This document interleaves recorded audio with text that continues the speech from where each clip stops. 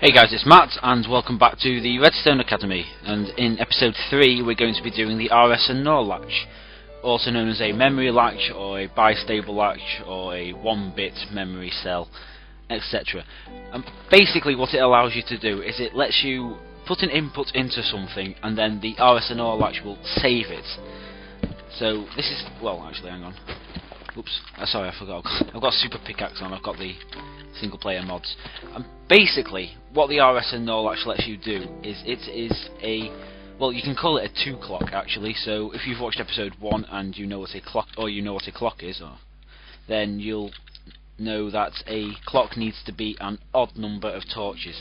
Now this, as it's an even number, it's stable like that, as this one turns that one off and then that doesn't turn that one on or off even, that stays on even, so it stays like that.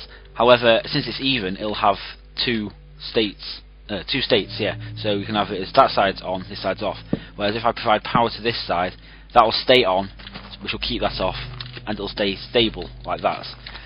So the way you want to do, the way it will work then is you'll have an input here, and the outputs can be anywhere from the same side, so anywhere where the dust is off. So I'll bring it from here, and say like I was to turn the door on like that, then if I was to have a button, or yeah, you can have a lever, but I prefer buttons as it'll only be a temporary input.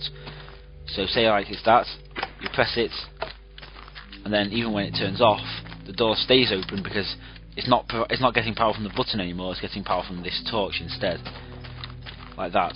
And then the way it would turn off is, say like on the other side of the wall inside your house, you would have another button or lever or whatever, but this time it would provide input to the opposite side like that, so that when pressing this button it'll provide power to turn this one off, which would then let this turn on, which even when this turns off it'll receive power from this one instead. So that is basically what an RS and NOR latch is. No, it's called an RS/NOR, but it's just a bad habit what I call it, so I'll call it RS/NOR from now on, which is probably what it is.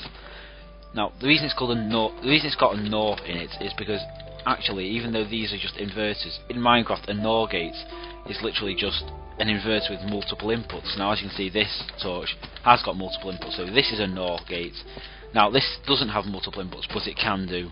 So that is how it is a NOR latch. And the RS is either reset or reset set. I think it's reset set, but don't hold me to that. That's just what I assume it is. Now, of course, that's a bit big. It would take up quite a bit of space. So what you can do is you can make it smaller by having two diagonal to each other, and then the torches on either side filling up the two bits next to each other. Then you put some torch on each one like that. Now, as you can see, they're both off because you can't receive power from a torch a block higher. It would if it was there, but it's not. It's a block too high. So you bring the power round like that. Now this will turn this side off like that. So you've got one side off and one side on, and then you'd have an input there, input here, a reset input, and then you could have bits coming out from here like that.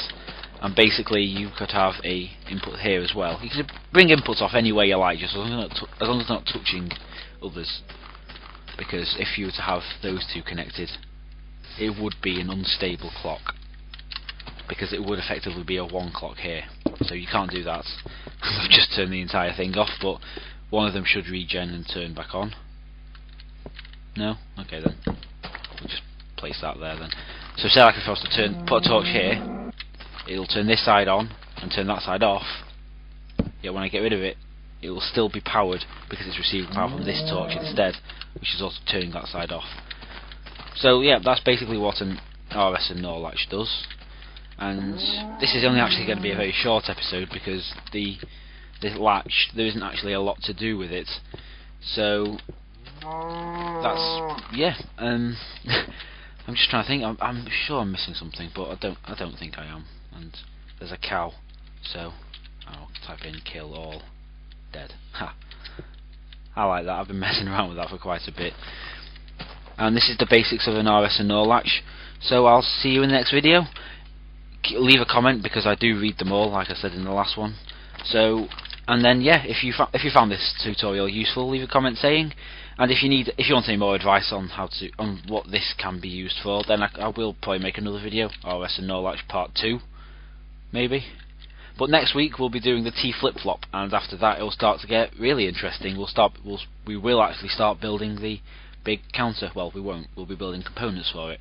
Each episode after that will cover a component of the big redstone counter, and then we'll put them all together in the final one, and that'll be series 1 done. And I might do a series 2 if people want, but that's not coming out next. Next I'll be bringing out another MC Edit tutorial, which will be how to build a volcano, because that was the highest rated comment. So I'll see you in the next video.